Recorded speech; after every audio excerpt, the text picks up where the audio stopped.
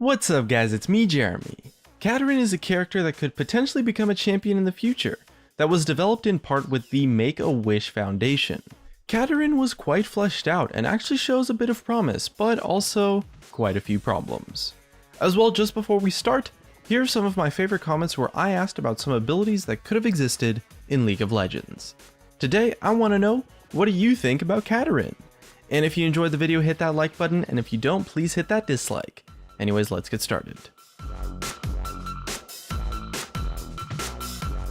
The full story behind Kadarin begins with someone that you might know already, Total Biscuit. When League of Legends was in its very early days around 2010, the referral system was a lot different back then, and actually pretty damn cool.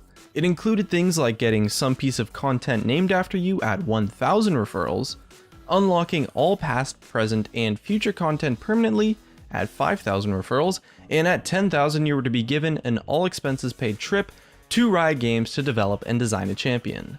And Total Biscuit, being the legend that he is among the YouTube community, hit that 10,000 referral mark by making some beginner-friendly League of Legends videos that got a boatload of views at the time.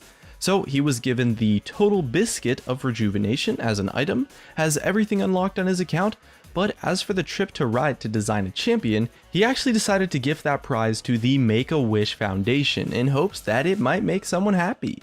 And if you ask me, that's a pretty cool thing to do. Total Biscuit's been a huge inspiration for myself and other YouTubers, so I gotta give him some props for sure. And the Make-A-Wish Foundation would go on to give this gift to a young man by the name of Samuel, who was flown to Riot and worked with the design team on making a champion.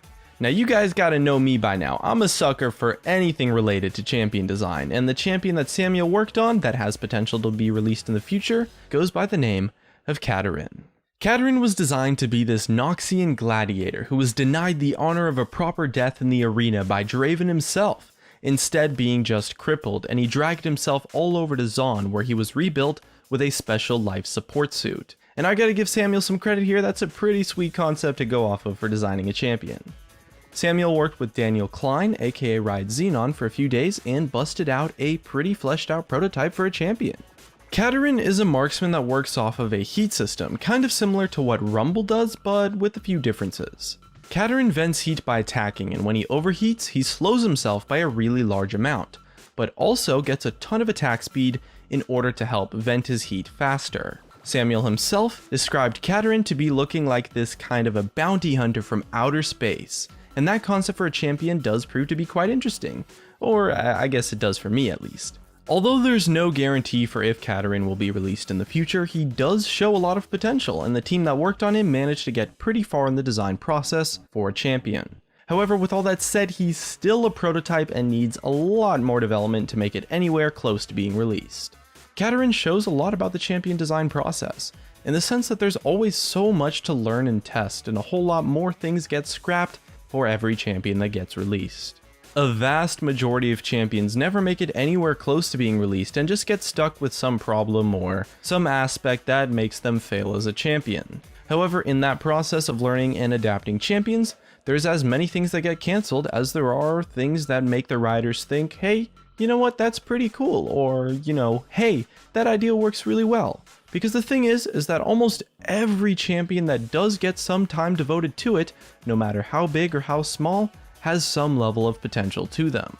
Maybe their kit is super fun to play with, or maybe their story is really interesting and unique, or maybe their personality is one that could resonate really well with a player. There's a whole bunch of different pieces to the puzzle when it comes to bringing a champion to life. I mean, something as minuscule as like a sound effect or a voice line might be kept around when a champion is scrapped completely and then brought to life in a totally different character. The idea of a mana-less AD carry is quite an interesting one, and as it stands, there's no mana-less AD carries in the game thus far. Now, a big part of that is because AD carries are a lot more balanced when using the concepts that revolve around having mana, as opposed to something that is mana-less or resource-based, but that doesn't make it impossible, and I don't think that designing a mana-less AD carry is out of the question.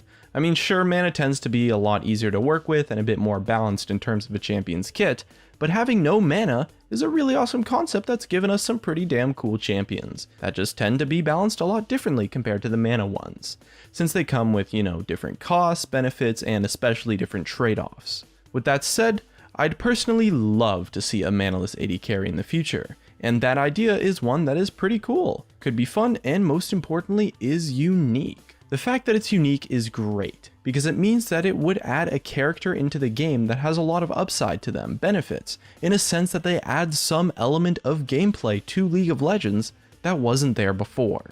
Riot loves unique champions for that reason. In fact, it's probably the most important thing to them that they try to accomplish when releasing new champions. And by being a manaless AD carry, KADARIN accomplishes that quite well in fact. Daniel Klein is quoted for saying that just around last week or so, he pitched one of KADARIN's abilities for becoming a part of a completely different champion. And although most prototypes get long forgotten, it's likely that KADARIN will receive a little bit more attention than most of the other failed prototypes, simply because of the event and the publicity and hype surrounding it. With that said, it's unclear of whether the design of KADARIN looked promising or not. A lot of times with a successful champion, a big part of them is just so awesome that you can just find a way to bring them to life, in one way or another. And as for a manaless AD carry being just that, it's hard to know for sure.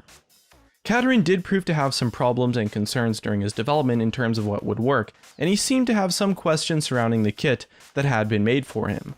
Although Riot isn't clear on what exactly those problems were, Daniel Klein mentioned how he learned a lot about what will not work on a manaless AD carry, which implies that a lot of what they tried will not work in KADARIN's kit, or at least with the concept of KADARIN that they presented.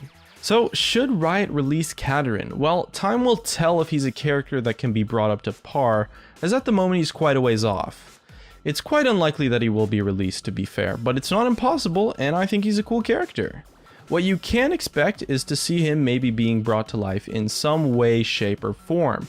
Maybe some part of his kit gets included in a different champion, or maybe we see that idea of a heat system using AD carry or a manaless AD carry being made with a different character.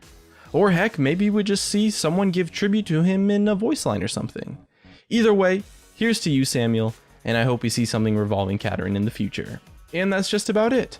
If you enjoyed the video, subscribe if you want. Thanks for watching, and I'll see you guys next time.